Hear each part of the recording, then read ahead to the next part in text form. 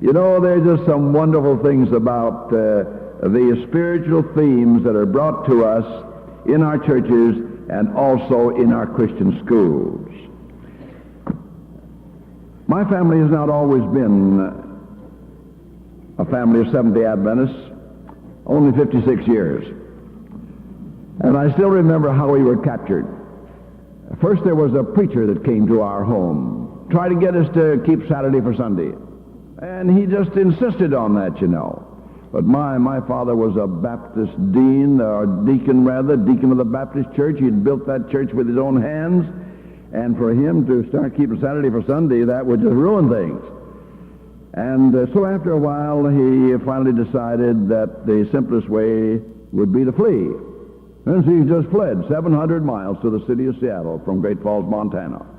And we arrived at the foot of Columbia Street there. Some of you know Seattle maybe. And we heaved a sigh of relief. We got away from those Adventists. What a joy that was. And so my dad, being a carpenter, he built a home for us, a little home, but a cozy little home. And then after a year or two, we wanted to build a bigger home because the family was growing, and so he built another home, beautiful home, incidentally. But he made one mistake. If he didn't build that home right beside a Seventh-day Adventist lady. And then there was consternation in the camp.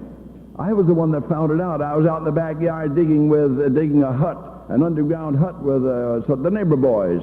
And we were getting along so well, I said, now we'll finish it up by Saturday night. Oh, but we can't come tomorrow. Oh, say, I went in and told my folks about what was going on next door. There was some Adventists living right beside us. There was consternation in the camp. But we held our breath, you know, and we thought we'd live through it some way or other.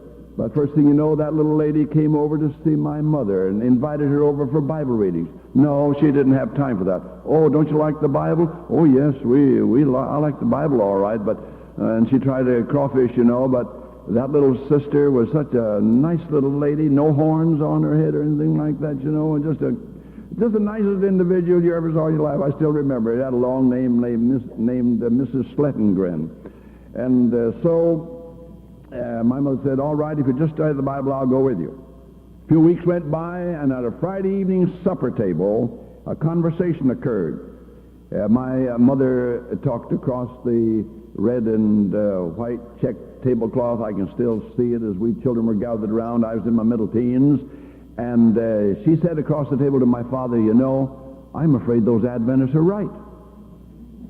Then I looked at my dad to see what he was going to do because it involved Saturday baseball as far as I was concerned. And you know what my dad said? Said, I knew it all the time. Well, then I wonder what was going to happen. And then my mother said, well, what are you going to do about it? And he says, about time we give in and start keeping the Sabbath. And so there at sunset, as the sun set there in the old city of Seattle that Friday evening, the whole bunch of us became Seventh-day Adventists. So as I say, we haven't been Seventh-day Adventists all our lives, only for 56 years. But you know, then after that, if they didn't send a colporteur around, you know, to kind of get us to study a little more deeply into the truth. And so we had a preacher after us, and we had a lay sister after us, and we had a colporteur after us. And as if that weren't enough, you know what they did next? If they didn't tell my dad they should send me to Walla Walla College. Well, I just wonder what would be the end of all that, you know. And so, but when they said Walla Walla College, the only thing I knew about Walla Walla was that was where the penitentiary was. And I didn't have any interest in going to Walla Walla. But anyway, I did believe that my parents knew more than I did, and so when they urged me to go, and by the way, they were very earnest Swedish Baptist parents, and we studied the Bible very faithfully from the time I was a little tot. And so when my dad decided that, my mother too, that I should go to Walla Walla College, I said, all right, I'll go over there. It'll be kind of an interesting vacation. And so he took me down to that station in Seattle at 7:35 that night, put me on a train, and so all night I traveled over the Cascade Mountains and landed in Walla Walla. And you know, I didn't know a single student there. I didn't know a single teacher except the teacher that came to my home and told my dad I should go to Walla Walla. And I was so lonesome, so homesick, I said, now, I can't take this. I'm going right home. But I didn't have the $5.30 to buy my ticket on that Northern Pacific Railway, and so I was stuck. But I said, well, my mother promised to send me some money every week, and so I said, well, I'll go home next week. But the letter didn't come next week. It didn't come the second week. It didn't come the third week. It must have gone to Walla Walla Penitentiary. I don't know, but I didn't get it. Finally, I got the letters all in a heap. By that time, I realized that I was in the right place. And I want to tell you, there was no interest in leaving Walla Walla College then. I was interested in getting a Christian education, though I wasn't baptized. But to step into a classroom where they study the Bible the same as they study history and algebra, that was a new thing for me. And I enjoyed every day of it. And the next year, you couldn't have driven me away from the place. I remember I went out colportering, and I came back on my bicycle, and I want to tell you that bicycle, the closer we got to Walla Walla College, the faster it ran, and I was just thrilled to get back. And then the second year, there is where I took the class, which I am now teaching after all these years, by the way, the principles of Christian education. And say, that sank into my soul, and I realized we had, in our Adventist church, the meantime I'd been baptized, I realized that we had the best educational program in the whole world. And I made up my mind that's where I was going to spend my time. In other words, I'm sold on Christian education. Now, another reason why I'm sold on Christian education is this. By the way, I happen to be a very important individual in one way because I'm the first child in my father's family, which now numbers 77. I'm in my 77th year, and we've added one child every single year since I was born. And being number one, if I were out in the Orient, believe me, I would amount to something. I would be the boss. We call ourselves the Igoran. That's the number one man. Stick a thumb up like this, and everybody has to kowtow to the number one. But nobody kowtows to me over here. But anyway, we have a family of 77.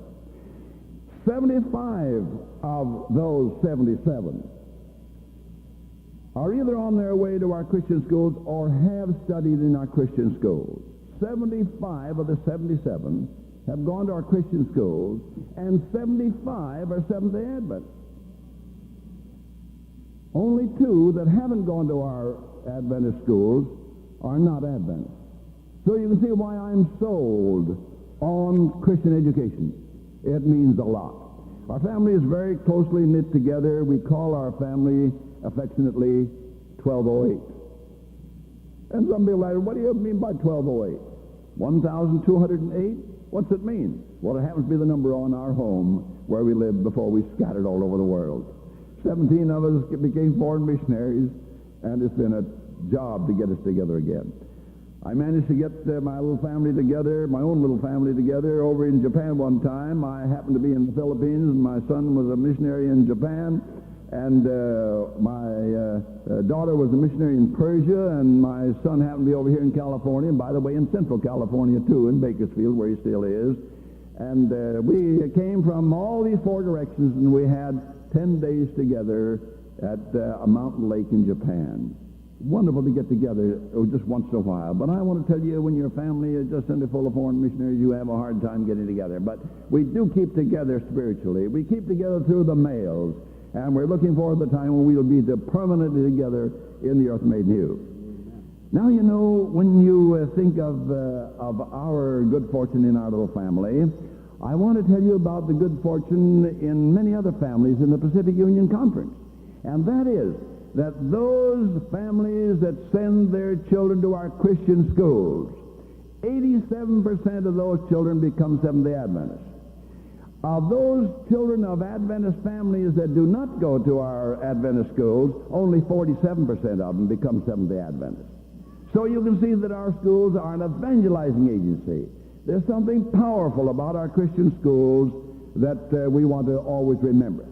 So the rule is, according to our study of the Spirit of Prophecy, which is so vitally important, is this, that every single Seventh-day Adventist child should be in our Christian schools. I'm not so excited about this new California law. I mustn't be a lawbreaker, I don't suppose, but I'm not very excited about this new California law that says you've got to send your children to the public schools or to some kind of a school at 5 years of age. I think they are issuing orders that is none of their business to issue orders.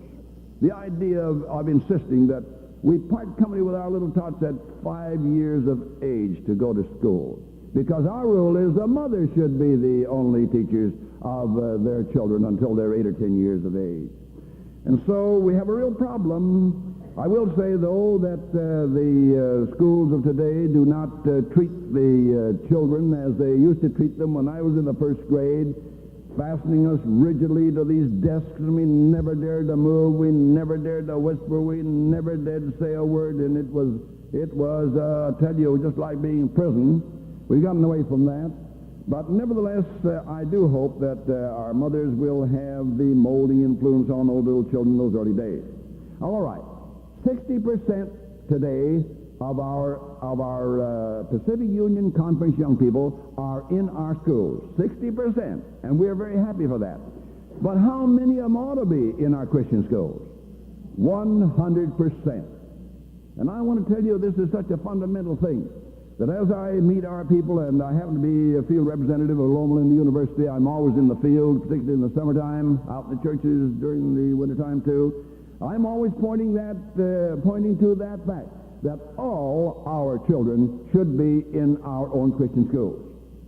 Now there are, of course, some problems in that connection. It is cheaper to go to one of these secular schools. They're cheaper, but folks, they're cheaper in other ways too. I was talking to one of our young men that had graduated from Loma Linda University, and he was working on an advanced degree in a secular school, and he told me what it was like to be on the inside of one of these riotous secular universities. It was just terrible. He'd go into the laboratory, and he never knew when some gang would show up and just take over and start discussing something there. Right here and ruining the whole laboratory class. Then he'd go to another class and never knew whether that class was going to be interrupted or whether they were going to go through with it or not. Finally, he got so disgusted with it, he just simply left that school. We incidentally do give MA and PhD degrees in Loma Linda University, and so I hope whenever these courses are available that we will get them in our own schools. But one thing that I am sure of, folks, and that is we've got to get our young people into our elementary schools, into our academies. You have a very fine academy right nearby, and into our colleges. I think that is very, very fundamental. Now, we have in our schools an excellent scholastic program. Our teachers are well prepared, and it is a joy to slip from, when I have time, to slip into other teachers' classes and just see them in action. And I am well pleased with the high scholarship that characterizes our schools. And then occasionally we step into each other's Bible classes, or we meet as Bible teachers. I happen to be teaching in that department too. And I want to tell you, it's a joy to see that fine study of the Word of God and to note the emphasis on spiritual things and character development. I emphasize that all the time in my classes. I tell our young people, if you don't have character, you have zero. And I also tell our young ladies who are thinking about having a home of their own, and I tell them now, if you hook up with a young man that doesn't have character, you've got zero. We must emphasize the importance of Christian character, and character development is based on our Bible classes. Now I want to deal with some of the highlights and some of the problems in our program of Christian education, because we're all interested in that. I've finally got through school, but I've got children, and they're through school, but I got grandchildren, and they're halfway through school, and I got great-grandchildren. A couple of great-grandsons showed up, one of them up in Canada, and one of them over there in Michigan, and they have to go to school. So I can't get away from the responsibilities of Christian education. And I'm sure that every single one of us today, we have children or grandchildren or great-grandchildren or brothers or sisters or maybe uncles or aunts or some other relative that is involved in getting an education. And I just hope that we will all work hard to get them in our Christian schools. All right, now one of the problems is this. I want to present 2 or 3 problems today. One very important problem that I know is very close to you folks, and that is how in the world are you going to pay the bill? Now, you'll be glad to know, however, that it is easier for our young people to get through school today with the high cost of education. It's easier for our young people to get through today than it was when I went through school. By the way, when I went through school, it cost $137.50 for board, room, and tuition for a whole year. $137.50 for a whole year, board, room, and tuition. And by the way, it was a tough job to get that $137.50. I colported, and my father helped me, and we helped each other. There were 5 of us in the family. We helped each other get through, but it was a hard job. It was harder for us to earn our way through school back there than it is for your modern children to earn their way through school today. That has been figured out very, very carefully. It takes fewer hours to earn your way through school today than it did back there. Now, we realize that it is a problem, and in our schools we have ways to help. We urge our young people to work in the summertime and save several $100s. We give them several $100s worth of work in the wintertime.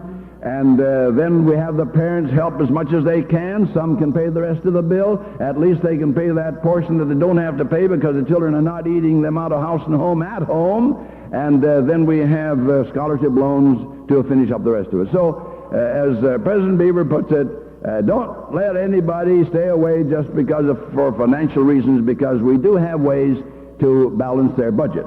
So that's one problem that we settle that way as field men, and I'm sure that you will be glad to talk with representatives of your schools to work things out so that all your children can go to our Christian schools. I think that's fundamental.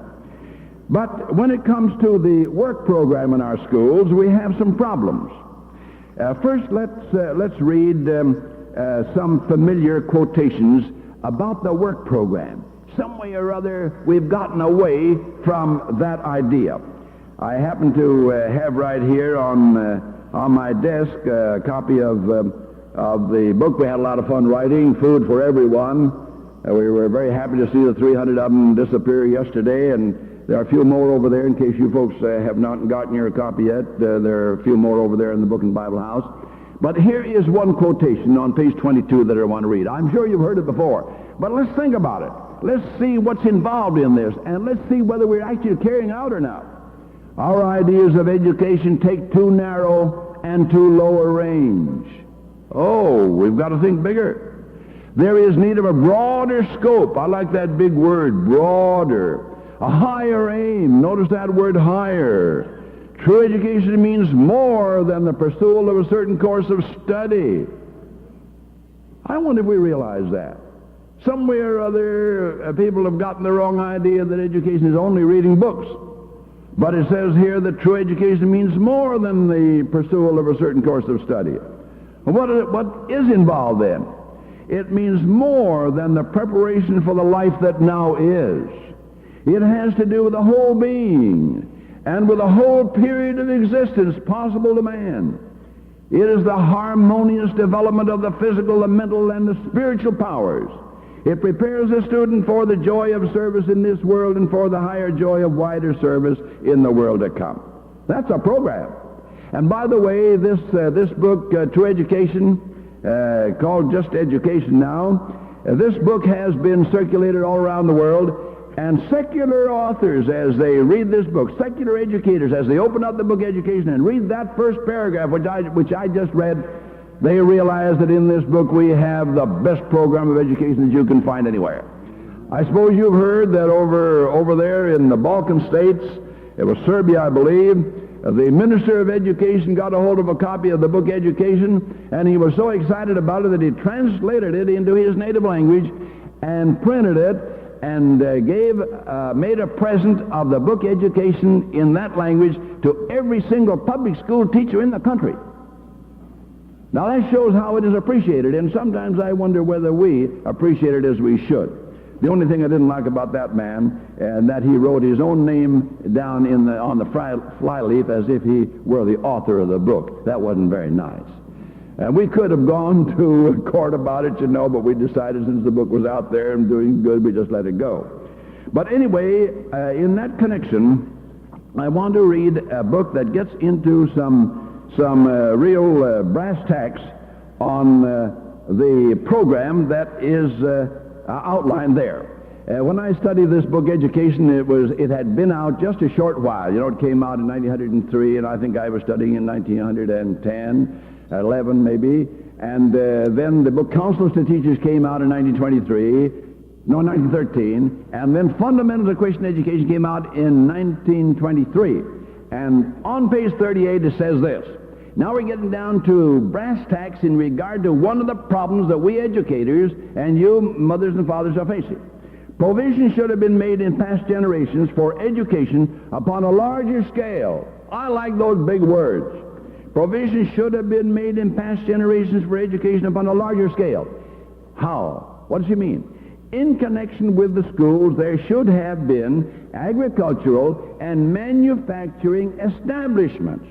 Now, it doesn't say there should be agriculture and manufacturing classes, although they're good too, but it says there should be in our schools agricultural and manufacturing establishments. That's a big word. And, listen to this, a portion of each day should have been devoted to labor. A portion of each day should have been devoted to labor, that the physical and mental powers might be equally exercised. If schools had been established upon this plan, there would not now be so many unbalanced minds. You see what's involved in that? It's a work program of a big size, agricultural and manufacturing establishments, and that a portion of each day should be devoted to labor. Now, as I think of this program and the problems involved in it, there are some things that are clear as a bell to me. One is, I believe, and I've been in this school work now for, a half century, I believe that we should carry out the plan that has been outlined in the book Education, in the book Counsels to Teachers, Parents, and Students, in the book Fundamentals of Christian Education, which I just read from, and also in this new book, have you seen it yet, called Counsels on Education, which is a collection of all the statements on Christian education found in the 9 volumes of the Spirit of Prophecy.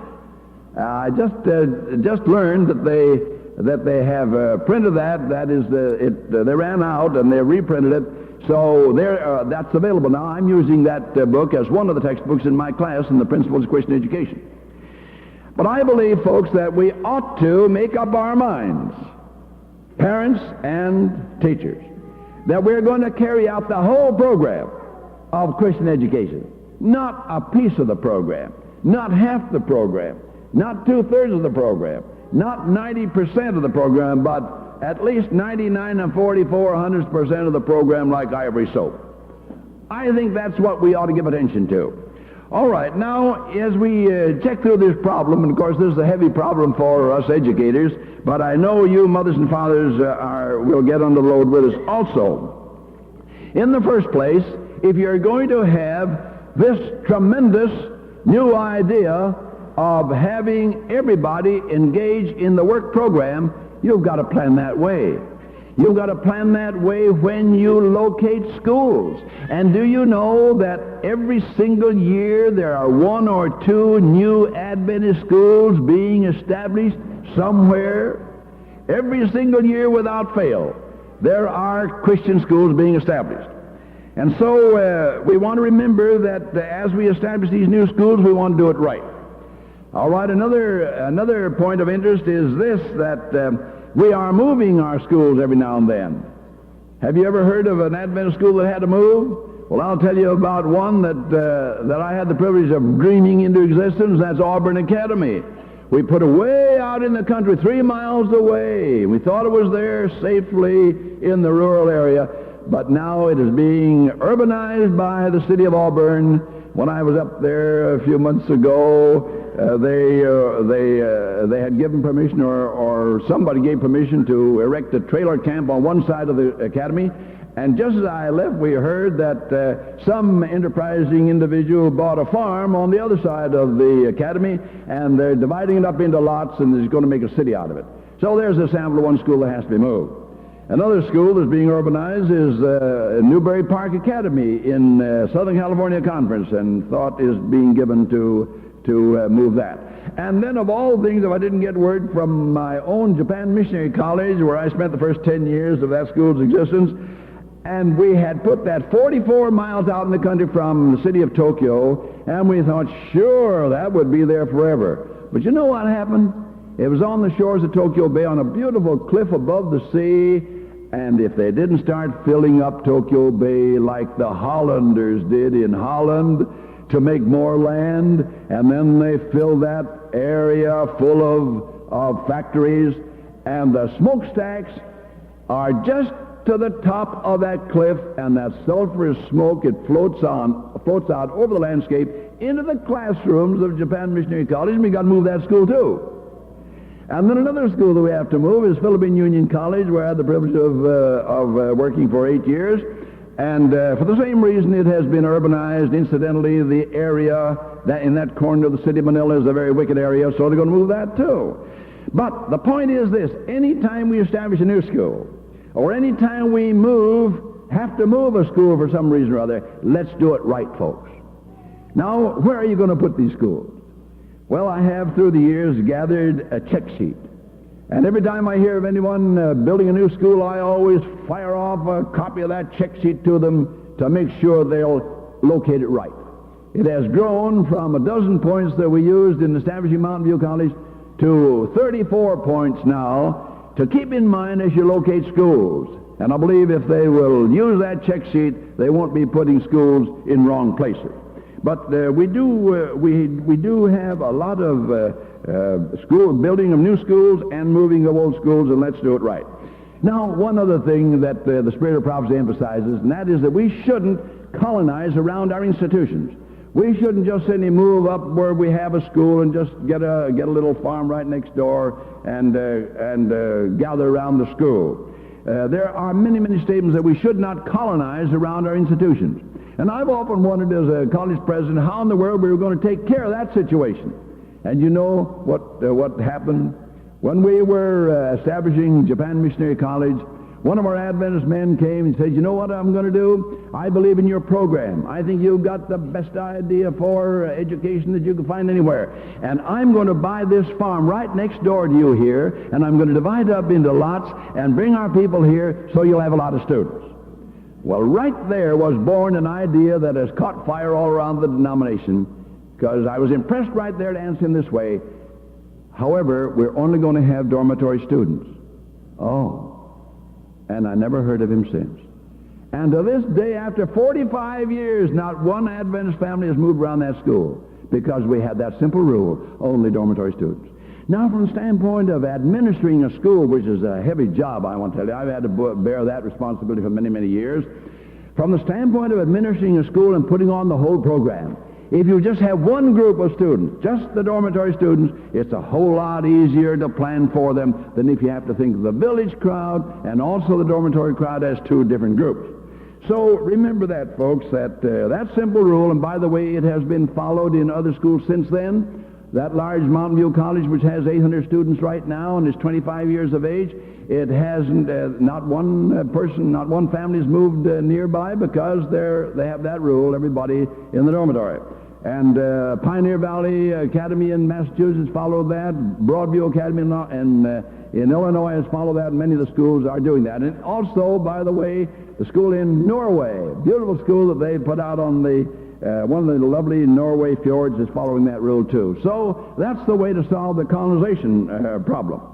Now, another thing that we have to think about, if we are going to have several hours a day in the work program, and by the way, I have been working with students in America, in China, in Japan, and in the Philippines, and I have seen what a wonderful blessing the work program is to young people. Some way or other, it builds fiber into young people. It builds character into young people. And I firmly believe that this is a very, very important point that has been emphasized by the Spirit of prophecy.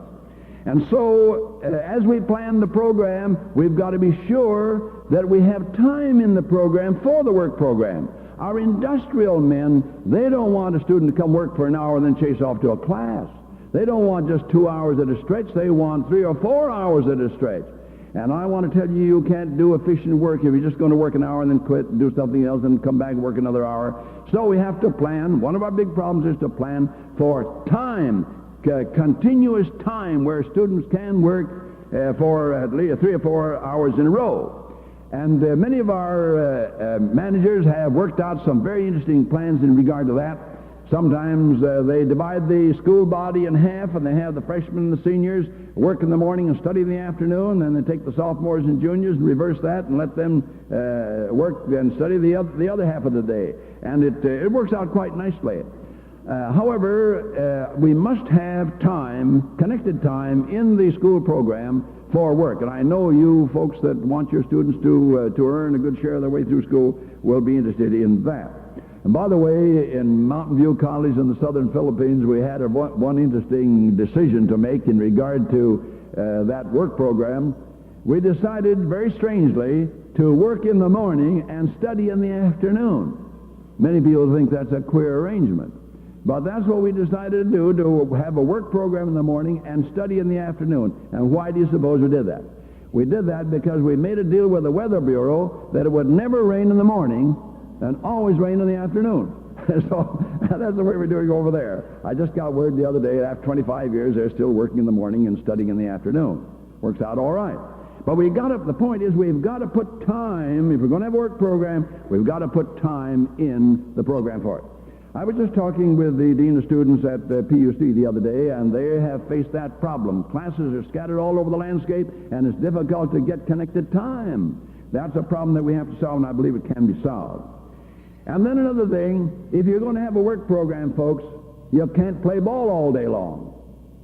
I think there's too much ball playing around the place. Amen. Well, there's at least one amen. That is one person that agrees with me. But I went to that as a serious program. I've had to battle with these programs, these schedules in our schools, and to tell you what I've done, with some success. I have limited the ball playing to 5 to 6 p.m., and then we really go out and play. Incidentally, non-competitive ball, we just simply have a grand time playing, get a lot of exercise in 1 hour, and then we go off to our supper and study the evening. You cannot play all afternoon if you're going to run a work program. So that is a very, very important thing, too. Now, another problem that we face, and I know you mothers and fathers will appreciate this, and that is, how are we going to get our young people interested in the work program? Everybody says, well, the youngsters, these days, they don't want to work. That's just out of their line, you know. And and people tell us you can't get American young people to work. When I was over in Japan on the committee, they told us you can't get Japanese young people to work. American young people may work, but not the Japanese. So we have that problem all over the world. They don't want to work. All right, now, how are we going to settle that problem? How are we going to get our young people interested in the work program? Because if you're not interested in it, it's just too bad. Well, I was talking to a home and school association somewhere in California a while back, and all of a sudden, we had a question-and-answer service, and in that set of questions was this question. A mother stood up and said, when do you begin to have the children work? Because I had emphasized that it's important that we teach our children in the home to work. We don't want you folks to wait until you send your children to our schools and have us do all the teaching of how to work. We want you to have them work in the home, too. So they asked, well, when you're supposed to start having the children work? And right off the bat, I answered that question so fast that I just wondered whether it was right or not, but since then I believe that I did answer correctly. And I said, a child ought to begin to work when he begins to walk. Oh. But that's exactly what I mean. Now, my little boy was piling up blocks into a Tower of Babel on the floor in the front room and having a grand time, and I just watched him. All of a sudden, bang, he hit the thing and scattered the blocks all over the carpet and chased out to go to play. I said, Don, here, wait a minute. Come here a minute. Well, he didn't want to come. He wanted to go out and play. And I said, let's put the blocks away. No, I don't want to bother with that. Well, I said, Don, I'll help you. Oh. And so we both got down on the floor there, Dad and Donald, and we picked up those blocks, and we put them nicely in a drawer, lined them up nicely, and I helped him pick them up, you know. And I want to tell you, that's the trick, folks. When we work with our children, they love to work. When we work with our students, they love to work. So that principle, folks, we've got to remember that as fathers and mothers, we've got to work with our children. And when they come to school, we teachers have got to be out working with the students. Say, did you ever see any place like that? I'm afraid we've gotten away from that.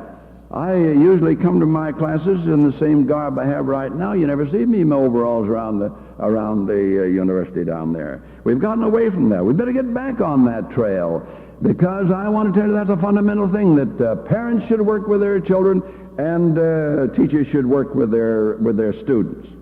Well, you say you can't get the American boys to work, or the girls either. But I want to tell you, if you work with them, there's no problem. Incidentally, I had another boy named Richard. Maybe some of you know it. He was a missionary in Japan, a surgeon now. And you know, every time I went out on the work program there in Japan Missionary College, we studied in the morning, worked in the afternoon, because couldn't make a deal with the Weather Bureau. We never knew it was going to rain. But anyway, when I was the father of those two boys, don't forget. I was president of Japan Missionary College, but I was also father of my two boys. We workers must not forget that. And so when we'd had our lunch, I said, boys, would you like to go out and work with me? And they were just thrilled to work with Dad. And so I took them along. If I was doing surveying, I took them along with me. If I was doing plumbing, I took them along with me. And they were glad to work with Dad, you know. I remember particularly one time when we were doing a heavy plumbing job, and I was called away, being both president and manager of the institution. I was often called away, and we weren't through with the plumbing job, and we were working under the kitchen, and if we didn't get that job done, they couldn't get dinner, and you know, if you don't get dinner for a bunch of young people, you know what happens. And but I was called away, and I forgot all about that. But before I left, I said to Richard, my son, and another student was with him, I said, suppose you could finish this job up, I've got to go away. Well, they said, we'll try. And I forgot him for a couple of hours. And then I happened to think of those fellas, and I ran back there, and I said, I'll bet they've given up. And when I got over there, everything was quiet, nobody around. But I went down to see what was the situation. And they were still there. And they didn't see me, and they were looking up at the plumbing joint. And then they saw me and said, Dad, you know, we finally got the thing finished. We finally got the thing together. It was dripping a little bit, but it was dripping much faster than it is now. And you notice now, Dad, it's only drip, drip, and I think it'll stop. And sure enough, it did stop. But those boys were just thrilled to do that heavy plumbing work because they were working with me. And the students are the same. And then one time I said, we were about to come home to USA on furlough. And I said, if I don't teach my boys how to play baseball, it's just going to be too bad. Because baseball is a great American sport, you know. So I bought a glove and a bat and a ball. And I said to my boys, I'm going to show you how to play ball. Oh, not much interested in it. But I thought I ought to at least show them how to play baseball. So we got out on a big lawn in front of our house, and I took the bat. First, I decided to play catch so they kind of get used to this business of throwing the ball back and forth. So I gave my son a mitt. I guess that's what you call them. I almost forgot myself.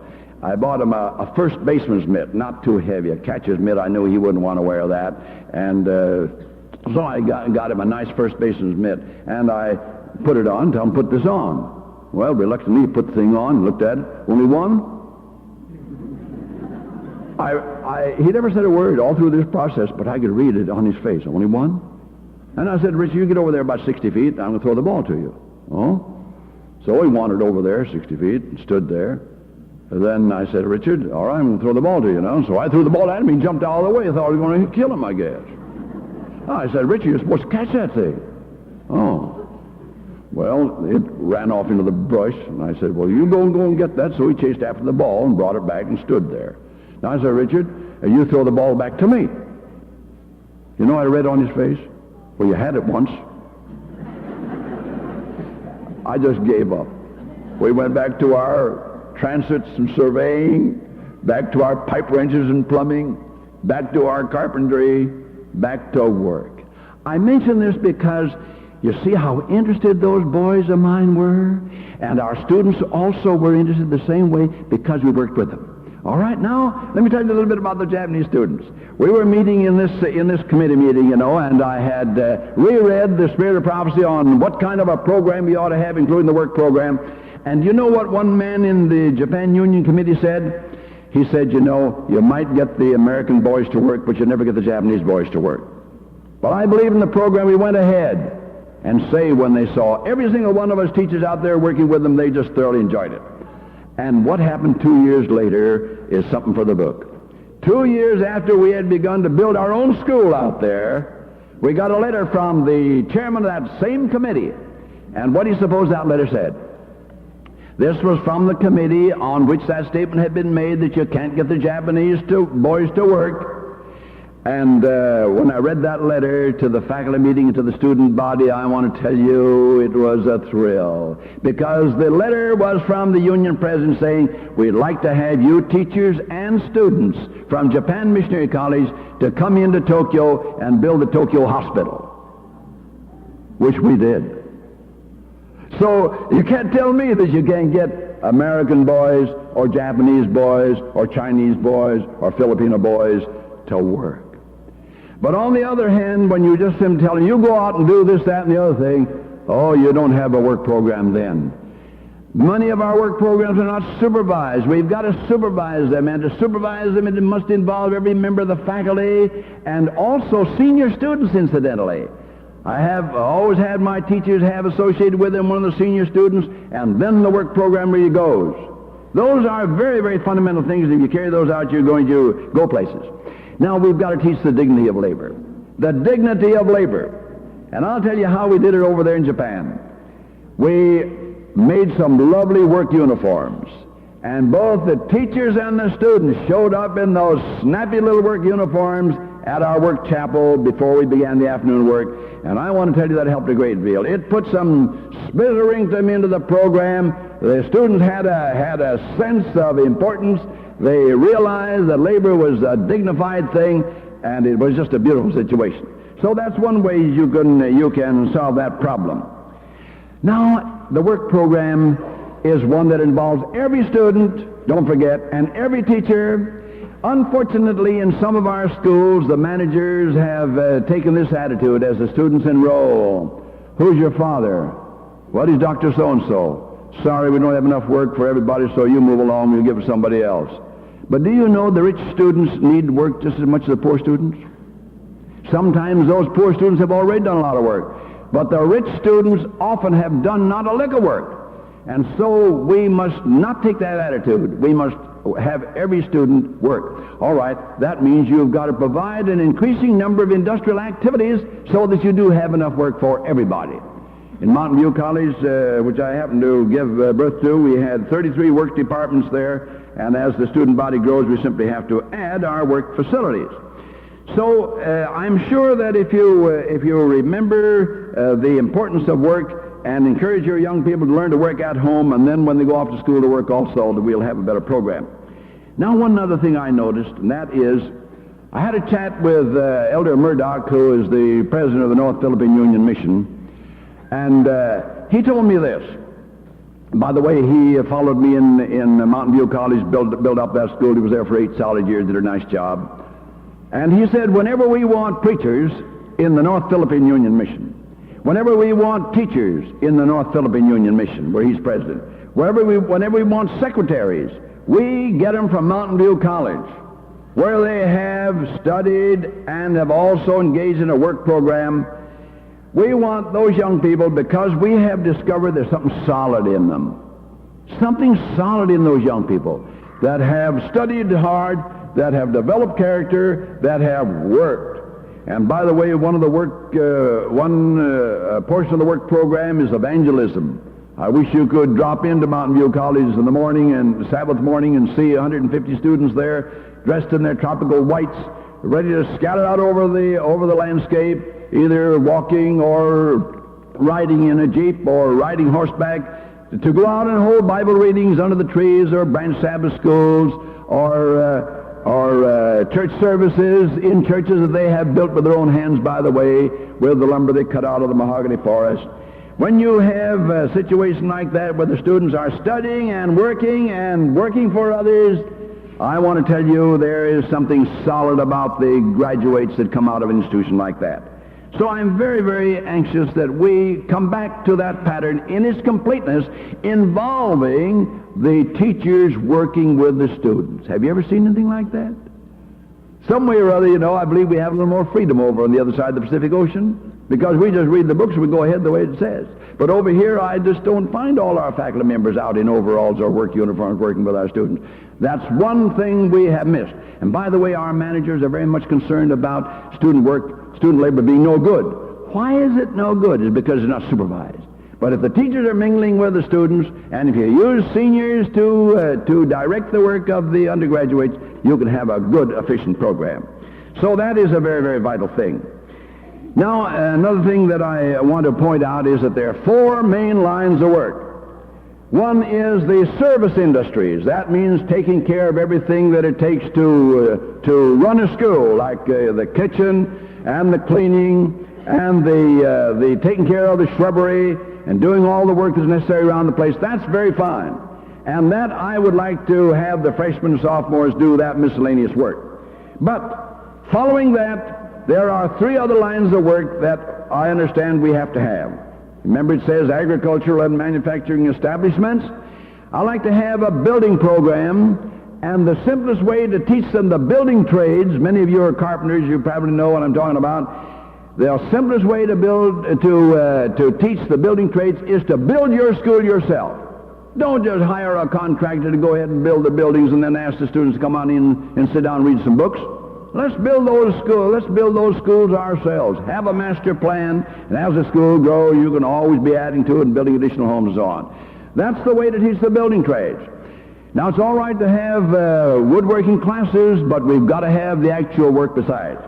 And then there are all kinds of machines that we ought to take care of. This is the machine age, and we want to teach our students how to do that. But if you have a busy school, you have farm machinery, you have all kinds of automobiles, everybody's car, appliances of all kinds. You want to teach them how to actually take care of those machines. And then in addition to that, of course, since agriculture is the ABC of education, that means that you ought to have a real farming program. But people don't like the word farming. They don't want to be farmers. And we don't use the word agriculture very much anymore because people don't like it. What we do, we're talking about food production. Oh, food production. Everybody's interested in food, and so that is the psychology of the situation. We've been talking about food production, and very fortunately, as I had told you yesterday, I guess it was, when this young fellow dropped into my office there, Jacob Mitleider, I'd never seen him before, and told me that he was a farmer. He used the word farmer back there, but as I talked with him for 10 minutes, I realized that he had a skill in food production that we have got to bring into our schools. And so for the next 2 years we've been working on this book, and here's the plan right here. But the thing I want to point out is that the Mitleider program in agriculture is an exact program. It's a scientific program. His farms, his gardens are as neat as Imperial Valley. I suppose you know what that is. I know there are many valleys in California that are clear cut. You've got to do it right. So it starts with the testing of the soil and goes right straight on through to eating it on the table. That kind of a program appeals to young people. And by the way, it's an efficient program. And the marketing problem is no problem because the vegetables are top notch. He has no weeds, takes care of the bugs and everything that tends to tear things up. And in that ideal program, I want to tell you, you can get young people interested. I've been very close to Brother Mitleider, of course, in writing this book for the last 2 years. Incidentally, he puts on a demonstration every single year in Oregon, Fiji, New Guinea, and now he's over in Okinawa raising food for the American Army in sand and sawdust.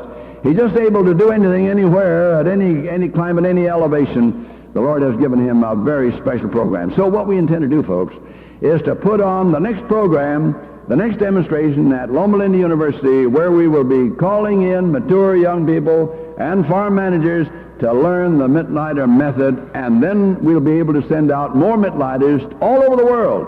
As a matter of fact, right now we have calls from Central America, from Brazil, from Madison, Tennessee, where they want us to put on this 9-month intensive demonstration, 7.5 hours a day, incidentally.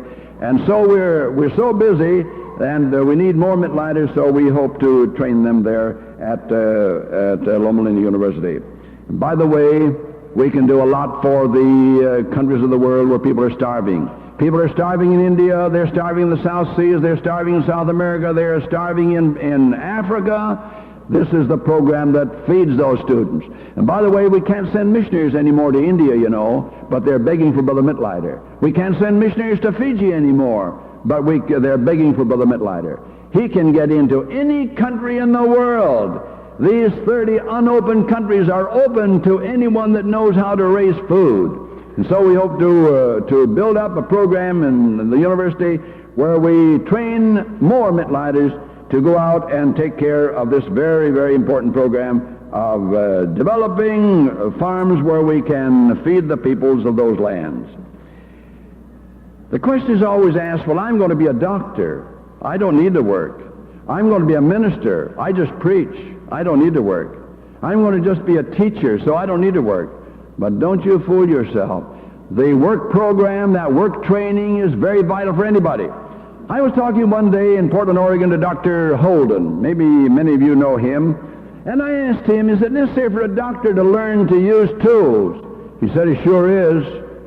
And he backed me up in my conclusions.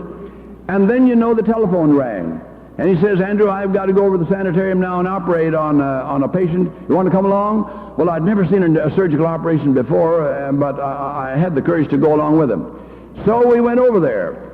And you know, when we got over there was a Japanese patient on the operating table. And since we'd been in Japan, we were sympathetic with that patient. And then they put her to sleep. She was pretty groggy when we got there, but they put her to sleep. And they put me in a surgeon's gown. I just almost felt like I was a real MD, although I'm one of these doctors that doesn't do anybody any good, as the fellow says. But anyway, there I was, and scared to death because I'd never seen an operation before in my life. And then you know what Dr. Holden did? He grabbed a hammer and a chisel, and he went after that patient. I said, here, doctor, just like the angel told Abraham, that's far enough. I tried to stop him. He went right ahead with his hammer and chisel. And I just didn't know what in the world to say. Couldn't do anything. I was shivering my boots. I thought he was just putting on a demonstration. But no, he was right there hammering and chiseling at the mastoid bone in that sick patient. So when he got through, he said, you see, Andrew, I have to use tools, but I can't make a mistake because there's no spare parts. So a doctor needs, and he says, sometimes I cut off people's legs. Not for the fun of it either, but sometimes you have to do that. So the doctor needs to know how to use tools. And by the way, the tools, did you ever see a toolbox of a doctor? They've got the funniest looking tools you ever saw in your life, and they have to know how to use them. I was talking with my son after he had performed a heart surgery, and I said, Richard, how do you work on that heart? Well, this was a case where the valve was plugged, and I had to just simply open it up. And all I did, there's a place on the heart where that's just made for us surgeons to cut a hole in the heart. So I just cut a hole in that place, stuck my hand in there, and I held it tight because the heart was surprised, and I had to just hold it there until it kind of got used to my interference. And then I opened up again. I stuck my longest finger, and you got a great big long finger, right through the heart, and with the blood coursing over the finger. And I just got over to that valve there, and I just started breaking it loose. It was just simply stuck up, and I could only stay in there 2 or 3 seconds. And then I grabbed the hole again, and let the heart kind of get used to it. Then I'd go in again and break the valve loose a little bit more, and then I would hold that shut. And I said, do that 2 or 3 times. And then he said, I just sewed her up, and that was it. Incidentally, that patient had come to the sanitarium to die, but she went home instead of going to the cemetery. But anyway, the point is, doctors need to know how to use tools. And the time to train them is when they're going through school. How about ministers? Well, a minister came to a new church one time, and they told him, whatever you do, don't go and visit Mrs. Smith, because her husband is a terrible fellow. He just going to shoot you as not. Don't you ever go and visit the Smiths. You know what that minister did? He went to visit the Smith home just like that. And when he got there, he knocked on the door. Mrs. Smith came to the door, and she said, oh, whatever you do, you got to go away from here, because my husband is home, and he's just soon kill you, if not. And the minister very calmly said, what's he doing? Oh, he's out milking 35 cows. And so he just said goodbye to Mrs. Smith and went out to the barn. And he stuck his nose in the barn, saw that wicked fella milking the cows. He says, can I give you a hand? You mean preachers know how to milk? Yeah. Well, he says, I would appreciate it, because of 35 cows, it kind of keeps me going. So the minister grabbed a stool and a pail and went after those cows, milking just like that fellow. When they got through, that wicked Mr. Smith was no longer wicked, and he thought that preacher was a pretty nice sort of fellow. So you see how it is. Everyone, no matter what professions you're getting into, we need to know how to work, and that gives us a sympathy with the working people. But on the whole, I think that our schools are doing the best they can. However, this introduces you to some of the problems that we deans and presidents and faculty members have to deal with. But we do believe that we've got the best program of education in the spirit of prophecy, and together with you, we want to teach our young people to be good students, to develop good characters, and to learn to work in the home, folks. Don't forget that, and in the school, because then when they graduate, as Elder Murdoch of the North Philippine Union says, there's something solid in those folks. Instead of tearing up the place, let's have them build up the place by engaging in the work program. We have a wonderful program of education, and I hope that you will do all you can to counsel with the leaders of your academies and schools and PUC and other schools to arrange the budget so that it'll be balanced, and then have all your children get a Christian education, because there's something solid in folks that get that kind of an education.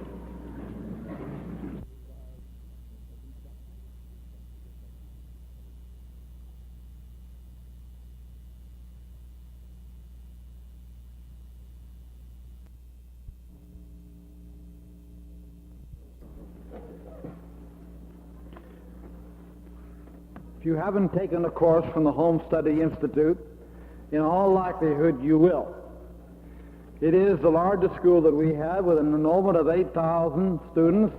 We have branches in practically every continent, and in this country, out of 59 correspondence schools altogether, connected with universities and schools, some independent, the Home Study Institute is fifth in size in this country, the United States of America.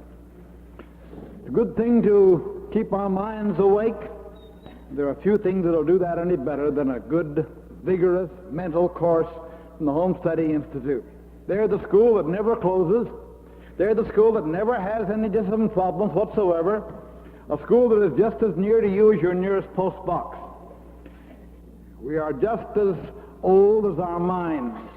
If we allow our minds to grow old before our bodies will soon follow. They say that on many an epitaph in the graveyard, you could very well put, died at 40, buried at 60. Well, that's just too bad. And it doesn't need to happen to anyone as long as the Home Study Institute had its doors open and its 75 courses prepared particularly for our Seventh-day Adventist constituency, young and old. We have some as old as 80 who are taking courses from the Home Study right now. It's good to be home again. I don't suppose many of you know, but the Central California Conference was the one in which we began our work as church school teachers, green as anything, right out of Pacific Union College in the San Jose School, where we had just 2 teachers, my wife and I, and about 40 children. And we taught there for 3 wonderful years. Then we went on to Chowchilla, and we went on down to Bakersfield, and it was from Bakersfield that this conference sent us to the mission field in 1936. We had 25 wonderful years in that land. So, Torkelson, we are feeling at home tonight, because this was our home conference for the first 6 years. In Hosea, the 12th chapter, the 13th verse, we find these words. By a prophet the Lord led Israel out of Egypt, and by a prophet was he preserved. There is little doubt that what Hosea is here referring to Moses, because it was Moses through whom God worked to lead Israel out of Egypt, led them to the Red Sea, led them through the wilderness, brought them to Mount Sinai, led them to Kadesh Barnea, led them through all their wilderness wandering, and finally back to the border of the Promised Land again. But not only was Moses the leader of Israel, but as this verse says, he was also the preserver of Israel. At the Red Sea, God wrought through Moses to deliver Israel. When there was no food, God worked through Moses. He gave them drink through Moses when he smote the rock. And not only did he preserve them physically, but he also preserved them spiritually. Twice in the experience of Moses, the Lord said to him, "Get out from among this people that I may destroy them in a moment." Moses pled for them, offering even to put his own soul in jeopardy if he could only save the people that he loved so much. So the leadership and the preservation of Israel took place by means of a prophet. It has been by means of prophets that God has spoken to his church all through the ages. Let us go back to the beginning. What a dilemma the Lord faced after the Adam and Eve had sinned, and he was no longer able to meet with them in the cool of the day in the Garden of Eden and talk with them face to face. Because as Isaiah 59:2 says, "But your iniquities have separated between you and your God, and your sins that he has hidden his face from you." It was sin that came in. The God's problem was, how can I communicate with my children on this earth when there is sin in their lives? If I appear to them, God's present as a consuming fire, if I appear to them, they will be destroyed. And so the prophet came into existence, a spokesman for God here in this world, who would take messages from God and deliver them to his people here on earth. All the way through, we find Amos 3:7 fulfilled. "Surely the Lord God will do nothing, but he revealeth his secret unto his servants the prophets." If anything important is going to happen, he sent word by means of a prophet. Was he going to destroy the world in Noah's day? Noah was a prophet, a preacher of righteousness.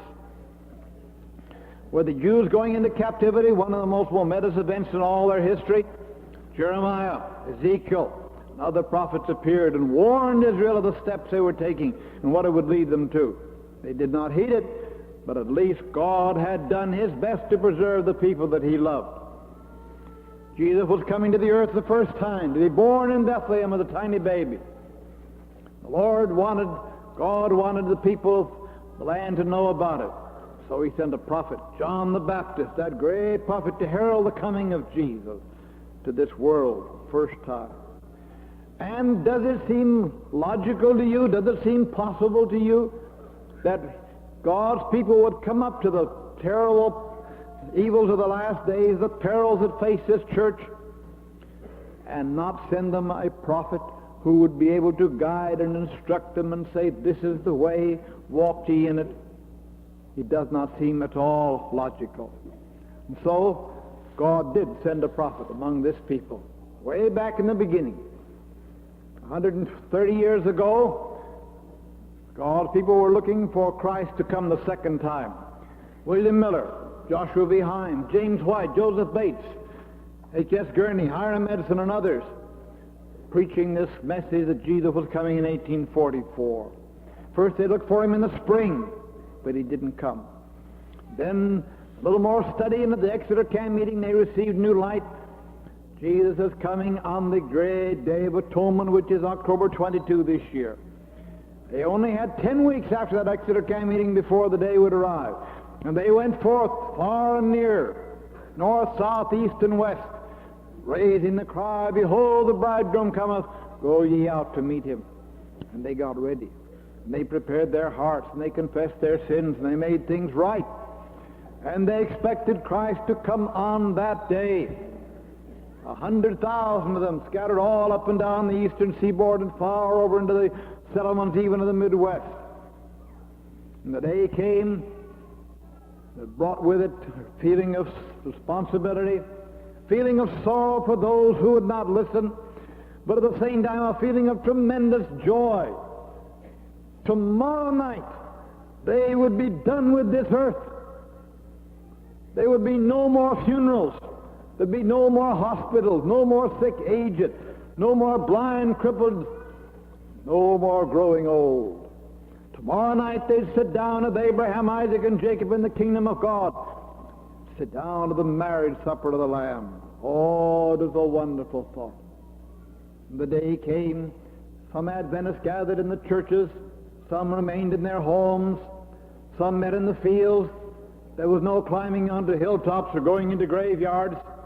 There was no making of ascension rolls, but a solemn watching, waiting, longing, hoping that Jesus was coming that day, and believing all their hearts. They didn't eat that day. Up in Lowhampton, New York State, just across the line from Vermont, you can go today and find that little chapel. You can find the home where William Miller remained all through the day, reading his Bible, waiting for the news. Out on the rocks behind, some of you may have been there and gathered on those rocks. I was there a few weeks ago with 67 delegates from the General Conference who took a tour through New England. There we saw those granite rocks where Joshua behind and a company of Adventists sat and waited and watched the sky all day for the coming of the cloud that would bring the Son of Man. And the sun reached its zenith and began to go down the western slope. People watched and waited. No, they weren't interested in food that day. They had something more important. One old man went to sleep on his porch, sitting in his rocking chair, waiting for the Lord to come. And his granddaughter, who was only a small girl, told Elder Spaulding of how he went to sleep. Then as the sun went down, it touched a cloud over in the far west, turned the rim into silver and gold all around it, till it was a very beautiful cloud. Then she never forgot how when her grandfather woke up from his sleep, he looked up and saw this cloud. He sprang to his feet and threw open his arms. "Praise the Lord, our Savior is coming." But he wasn't there. And the sun went down, the night came on, and they wept. Oh, how they wept as they realized their hopes were disappointed and Jesus hadn't come. The next day, Joseph Bates went down the streets of Fairhaven, and his neighbors saw him and met him. "Well, why didn't you go up yesterday?" And he said, "I wished I could have found some place to hide, some place to hide." God looked down in love and pity upon his poor, disappointed children. Disappointed as the disciples had been when Jesus went to the cross instead of to the throne. And he sent them a message of cheer. Only 6 weeks after the passing of the time, a group of 5 young women bowed in prayer in the Haynes home in Portland, Maine. There, one of them, Ellen Harmon, only 17 years of age, taken off in vision, shown the travel of the Advent people to the city of God along that path cast up high above the world. She saw the midnight cry was not a deception, that Jesus was leading them on, that there was a heaven to win. And then she saw him coming in the clouds of heaven. And she saw the righteous dead raised. She saw those who would look for him, not disappointed a second, third time. Saw them call up to meet the Lord in the air. She saw the flight into heaven. She saw the New Jerusalem. She saw those streets of gold. She saw the river of life and the tree of life. Then she heard the voice of Jesus saying, "Come, all things are prepared." And she saw the saints sit down to that long table many miles in length, yet their eyes could see from one end clear to the other. Someone has estimated that It would have to be 14 miles long to take care of the 144,000 alone.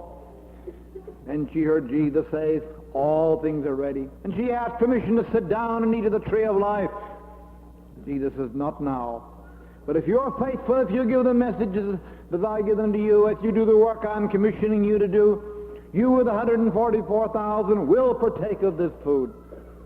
Then an angel bore her gently, slowly back to this dark earth. She wept when she found she was here. She'd seen another land. Oh, to her the thought must have come over and over again. Not how beautiful heaven must be, but how beautiful it is, because she saw it with her own eyes.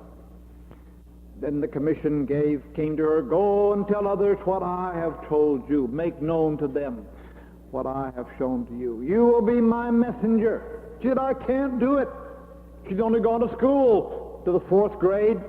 Then the accident had come, and her nervous system had been shattered. Doctors over and over again gave her up. They said she hadn't been more than 3 months to live. Now here she was commissioned to be God's messenger. How could she? Who would believe her? Who would accept what she had to say as coming from God? But the Lord told her again, go and make known to others what I have shown you. And so she began in February 1845, going out to West Poland. There she told what she had seen to the first group of Adventist believers. Some believed and some did not. And naturally, when the word spread around, one of the Harmon sisters is having visions. She's having dreams. Very, very few people believed her. Why? Prophecy, that had stopped way back in the days of John. There'd been no prophets since then. The Bible was closed. The Lord wasn't communicating with his people anymore. Of course, we know that Jesus had warned them. Before I come again, there will be false prophets and false Christs who will arise and deceive many. They remember the words of John, be not deceived. Try the Spirit whether they be of God. And Paul, writing to the Thessalonians, 1 Thessalonians 5, 19 and 20, despise not prophesying, prove all things, hold fast that which is good. And Jesus had said, by their fruits ye shall know them. So they began to examine the fruit, the results of Ellen Harmon's messages. And they found that they were conducing to the strengthening of the upbuilding of the cause of God. As we follow her life down through the years, we can see how she met every test of a prophet. One of those who didn't have any confidence in visions and dreams was Joseph Bates himself, one of the leading ministers in the Advent movement. He began to keep the Sabbath in 1845, a year before Ellen White and her husband began to keep it. When he heard her tell her story of what she'd seen, he rose and he said, I'm a doubting Thomas. I do not doubt her sincerity, but I do not believe in visions. I do not believe God sends us prophets today. If I could believe what she says was from heaven, I'd be the happiest man alive. The Lord saw that he was honest in heart, and his doubts were removed when she was shown in vision the planets, the stars, and the great open place in Orion, and she described these while she was in vision. Joseph Bates, he said, I wish the great astronomer George John Ross could hear this. The greatest thing I've ever heard. When she came out of vision, he asked her, where did you study astronomy? She said, I've never opened an astronomy book in my life. His face just beamed. No more doubts after that. God has spoken to me tonight, he said. I have no further doubts. But there were still others who did not believe. And so in order to encourage them, God gave physical signs. You remember when Moses was told to go from Midian down to Egypt, deliver Israel? You take my message down there, take a message to Pharaoh, take a message to the Jews. He said, they won't believe me. They won't believe that you sent me. The Lord says, what do you have in your hand? A rod. Throw it down. It became a serpent. Pick it up. It became a rod. Put your hand in your bosom. He did so. Took it out. Leprosy. Put it back in again. As clean as ever. They don't believe that. Take water. Pour it on the ground. It'll turn to blood. The Lord gave Moses some physical sign that the people could see. So the Lord gave physical signs by Ellen Harmon back in those early days, so that those who saw her in vision would no longer doubt. When taken off in vision, usually she gave three shouts. Glory to God, glory to God, glory to God. The third one sounding as if it was coming from far away. Oftentimes she'd fall to the floor, not violently, but as if an angel had laid her down. She wouldn't breathe. Her eyes would be open. Doctors, many of them examined her in vision. Sometimes she was in vision for as long as 3 hours. They examined her and they said, she does not breathe. Heartbeat, but no breath. And she would stand up and walk on the platform, describing what she was seeing in vision. How she could do that with no breath, I don't know. But she did. Once she picked up the family Bible in the Harmon home, she held it out this way for 20 minutes. We have that Bible. It's in the vault in Washington, D.C., General Conference Building. It weighs 18.5 pounds. To the family Bible of the Harmon family. She held it out that way for 20 minutes. And she only weighed about 90 pounds herself at the time. Strong men have tried to hold it out longer. I remember when Elder Paul Scoggins, some of you may remember him, came up to St. Helena. He said, I'm having a series of meetings in Oakland, Elder White, and I'm getting ready to speak on the spirit of prophecy, and I want that Bible. Well, Elder W.C. White was my grandfather. He said, I'm sorry, Paul, but I can't let you have it. This Bible stays in the vault and is never out at night. Well, he went, but he said, I'll tell you something. If you will hold that Bible out for 2 minutes, like she did for 20, I'll give it to you as a gift. Paul said, I'm going to win that Bible. So he took it out and held it out. He began timing him, watching, waiting. First minute he managed it pretty well. But after the minute up, we noticed his hand beginning to shake. Then he finally had to let it go down. 1 minute, 25 seconds. All he could do. He was a strong man, too. So God gave these physical signs. But the physical signs were not the most important ones. They were the ones that confirmed the faith of the believers in the early days. But you know, the devil can counterfeit that very easily. Just as the magician of Egypt could make frogs. They could turn water into blood. They could do other things as well that Moses did. Well, the greatest test we have lies in other fields. We have in Isaiah 8:20, Elder Dillamore reminded us last night, to the law and to the testimony they speak not according to this word, there is no light in them. So we can take the writings of the spirit of prophecy and we can compare them with the Bible. And we can find that she loved the Bible. She quoted from it thousands of times in her writings. The last time she was in Washington, D.C., 1909, she spoke to the workers, all the delegates on the last morning of the conference, there in the tent on the site of Old Columbia Hall. Elder Spicer told us of how, as she came to the conclusion of her remarks, she picked up the Word of God, and with a hand that trembled with age, she held it out, and she said, Brethren and sisters, I commend unto you this book. It was her last oral message to a general conference in session. The Bible was very dear to her. She loved it. She read it. She loved to point others to it and to its great teachings. We have also the statement, Isaiah 28, verse 9, when the word of the prophet shall come to pass, then shall the prophet be known that the Lord hath truly sent him. The prophecy must be fulfilled. Otherwise, could not be a true prophet of God. I hold in my hand here a statement made in 1890 in the Signs of the Times.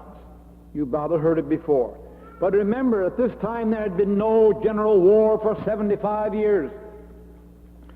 The theory of evolution was sweeping all over Christendom. Men were getting better and better. The schools were getting larger. The ships were getting safer. The nations weren't going to wage war anymore. Peace palaces are going up at The Hague. All things were improving in the society of the world in which they were living. 1890, and she wrote this statement in the Sign to the Times. And I'd like for you to tick off, see if you can find anyone which has not been fulfilled. The Lord will arise to shake care of the earth.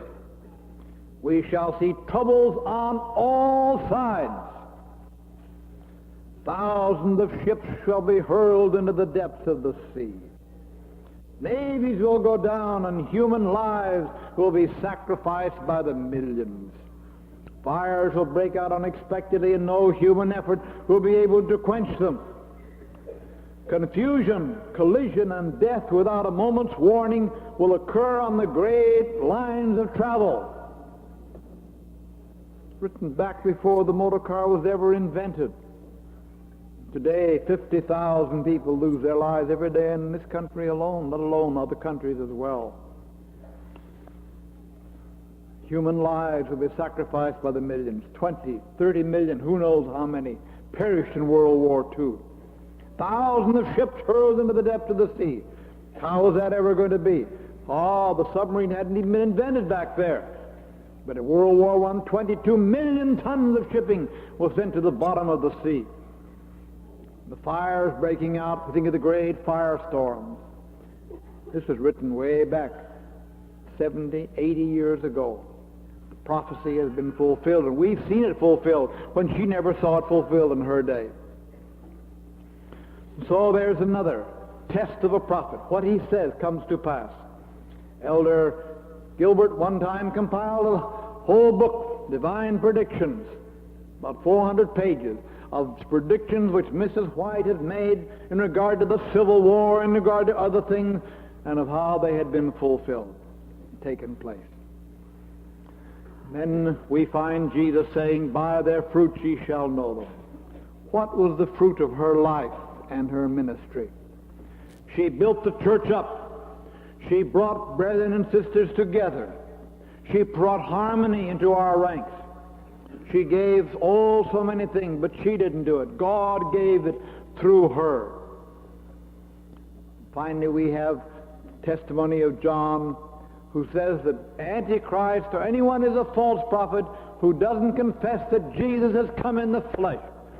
What was her attitude toward Jesus? She loved him. Oh, she loved him with all her heart, and nothing pleased her better than to write about him. Take Desire of Ages, Christ's Object Lesson, Thoughts on the Mount of Blessing, Ministry of Healing. Oh, how she loved to depict a loving, kind, and ministering Savior who can and wishes to save everyone. Back there in the early days, they had many things they didn't have. We have so much today, and they had so little back there. When James and Ellen White were married in August 30, 1846, they had to borrow furniture to live on. Elder White went out and worked breaking stone on the railway, cutting wood, mowing fields, anything he could do to support his family. And his wife sat and mended clothes. As she said, she took his overcoat and she patched even the patches on his overcoat. Our trouble today is we'd much rather talk about James White and his patch coat than we are to wear it. As I went through New England with those delegates the other day, we got to talking. And we said, oh, if only we had the zeal of the pioneers with the resources we have, we'd shake the world. 1847, 48, they struggled to get the doctrines out. Then in 1849, Ellen White turned to her husband and said, you must begin to print. A little paper, it'll be small at first, but means will be sent in so you can continue it. It'll be a success from the very beginning, and from this small beginning it seemed like streams of light that went clear around the world. Their enemies scoffed, and they said, what's this?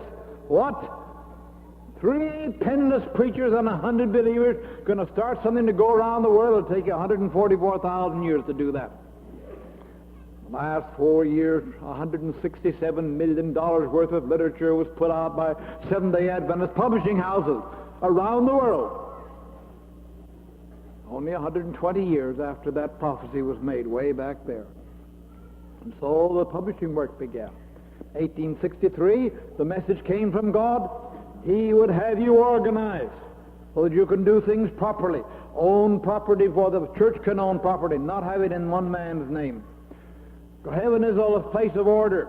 And so the General Conference came into existence. And what a tremendous strength. Our organization. Later on, union conferences, local conferences, divisions, all was still in the future, but God has said, organize, and we have organized for action.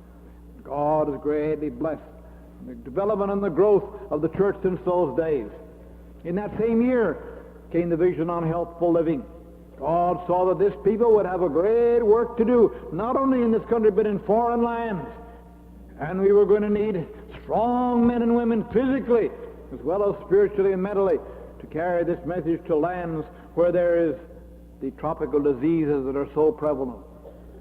So the message came. In 1867 came the message, start a little sanitarium where we can treat the sick.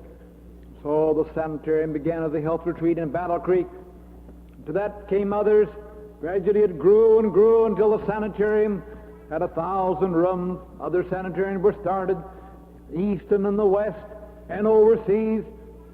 Today we have our medical work around the world, the right arm of the message, instrumental in bringing thousands to a knowledge of this truth. They come to our sanitariums, and there they see our doctors and our nurses who work for them and who pray for them. Medical work has been the right arm of the movement. God has seen fit to bless it. He's given it to us. But He's the one who led out by giving the message to Ellen White. 1874, she had a vision. She said, we must branch out. We must go to foreign lands. We must send out missionaries. And Elder J. N. Andrews went to Europe and began the great missionary program. The same year, she said, we must have our own schools. We can't send our children to the public schools anymore. It's not safe for them. They won't receive the training there they need for God and do His service. So Battle Creek came into college came into existence, and then South Lancaster, and then Healdsburg. Later it became Pacific Union College, and schools in other lands and around the world today, 200,000 more than that today. Young people attending our schools and learning the great truths of this message, which will carry them through to the end of time. So God used them. God used His prophets to inspire and to lead out Israel, modern Israel. 1894, Joshua V. Himes, the leader of Miller's movement, came to Battle Creek for some treatment. While he was there, he talked with one of his old friends. He'd known him through the years, George I. Butler. Himes had led the First-day Adventists back in those days. They rejected the Sabbath. Long years afterwards, Joshua V. Himes was heard to wonder, why, what would have happened if I had thrown in my lot with James and Ellen way back there in the beginning? But he didn't. But he asked George I. Butler, he said, will you tell me, why is it that you have grown and prospered so? You began with nothing. We had everything. We had our preachers, we had churches, we had halls, we had 100,000 members. We had nothing. We had everything, and you had nothing. Now look, you've got a sanitarium. You've got 30,000 members. We're only 5,000 today. How do you explain it? Joshua V. Butler said, well, I think you'd better tell me what you think.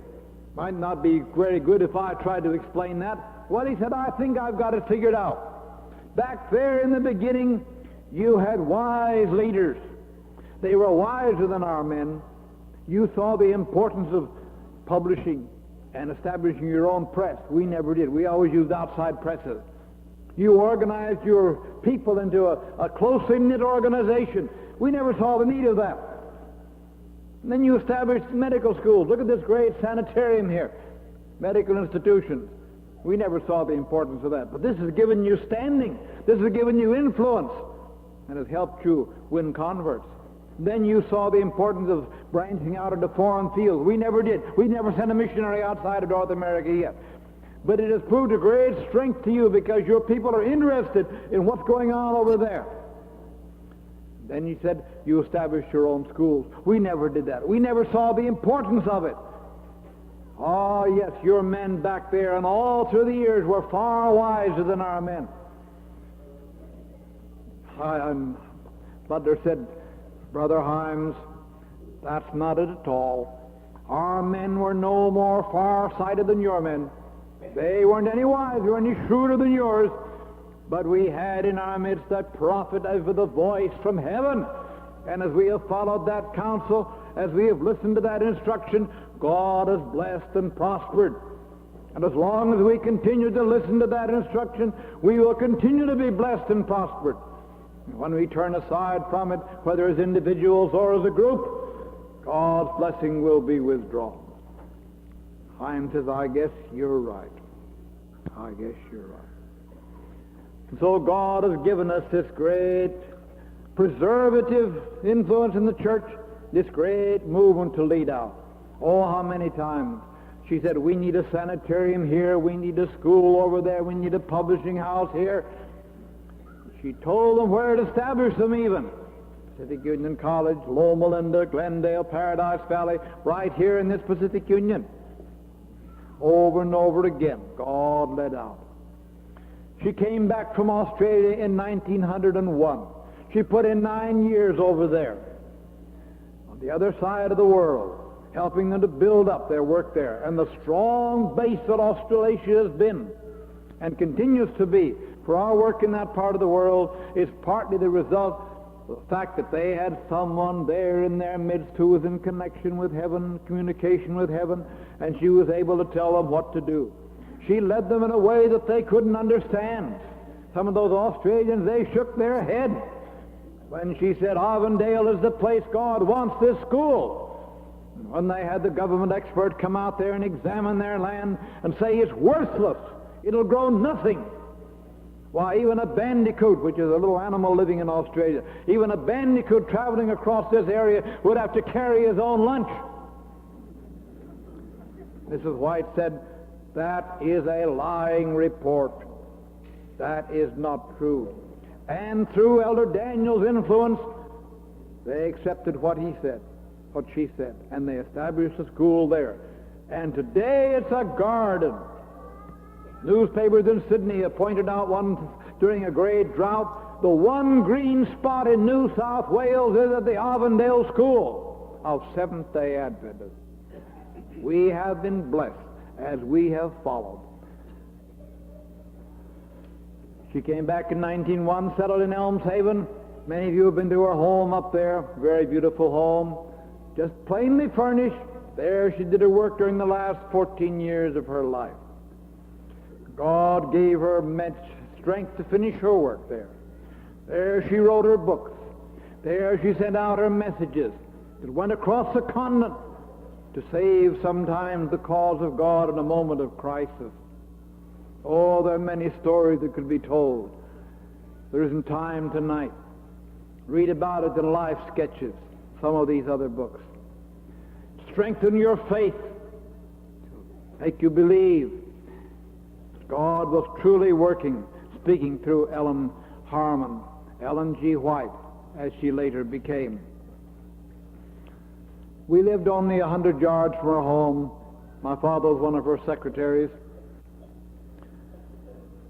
And W.C. White lived on a hill not very far away. And we used to see her go by our door, sometimes in the afternoon.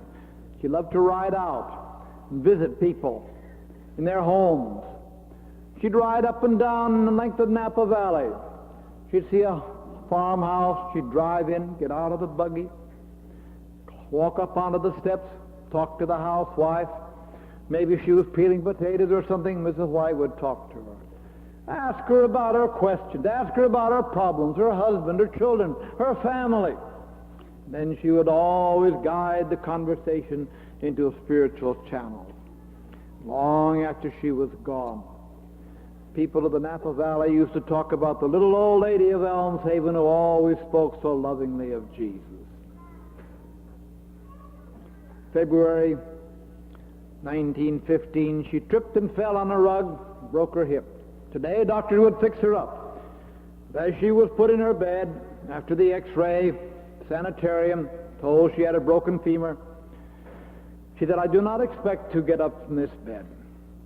I believe my work is done. All I want to do now is to rest. Rest. Rest. But she wrote occasionally. You may have read the article in the Review a couple of weeks ago about her last 153 days. She continued to write out cheering messages to her friends all over this country and in foreign lands as well. And I remember one Sabbath afternoon when W.C. White came down the hill with his children, my uncles, Aunt Grace, how they came to our house, and he said to my father and mother, we're going over to close the Sabbath with Mother. Would you like to come with us? Father said, yes, I would like to go. Mother and my sister and I, we all went across the bridge, up to Elmshaven, climbed that winding stair, past those brilliantly colored windows that were such a fascination to me as a boy. We came into a room where she was lying on the bed, very, very white. She'd been reading Desire of Ages, and she laid it aside as we came in and greeted us. She said, I love this book. This is a wonderful book. Oh, I love this book. Just as if she hadn't written it. Just like you and I read it. She got the same blessing from it that we do. Then Grandpa said, Mother, what shall we sing? Oh, she said, let's sing that sweet song, There's a Land That Is Fairer Than Day. So as the sun went down behind Glass Mountain, we stood around and we sang, There's a Land That Is Fairer Than Day. And little did I realize, small boy that I was, how much she'd seen of that land that was fairer than day. For 70 years she'd faithfully carried on the work God had given her. She put on the armor in her youth, and as she said to the young people of Pacific Union College, I have never taken it off. We sang there, The Land That Is Fairer Than Day. She didn't sing very beautifully. Her voice was cracked. She was an old lady of 87 by this time, but her face, she had a peace that I never forgotten. We left there, went over to Willits, where my father conducted a tent effort. 2 weeks later, word came that on a Friday afternoon at 3:40, she had quietly and peacefully passed to her rest. And the last thing she said to her son, W.C. White, as she clasped his hand, I know whom I have believed. All is well with her. Over in the East, Elder Spaulding sat down and wrote, across the sweet sabbatic calm and evil tidings swept, and hushing every voice joyful psalm, and orphaned people wept. A laugh that human lips must tell, the somber message dread, O Israel, thy sainted seer is dead. Long, long the tale of freighted years that marked the judge's seat, from Shiloh's mingled hopes and fears to Ramah's counsel sweet. The chorus of their graces swell, the lamentations soar, O Israel, thy prophet speaks no more. What hand hath not that guidance felt, and sore hard pressed that touch, when wayward life its impulse dealt, or sorrow overmuch? What tender memories compel that sad and low refrain, O Israel, thy comforter is slain. But hush thou, Jacob, feeble faint, beset by traitor foe. Take thee a paean for thy plaint, a kingdom for thy bow. With seer and prophet all is well. Loud let the heavens ring. O Israel, prepare to meet thy king. That would be the message she would give to us tonight if she were still living. But we have her messages in her books. Let us read them. Let us study them. Let us believe them. Because, as written in the 2 Chronicles 20:20, if we believe in the Lord our God, we shall be established. As we believe his prophets, we shall prosper. And there's no other way than to believe what God has sent to us in these last days to guide us all the way through to the kingdom of heaven.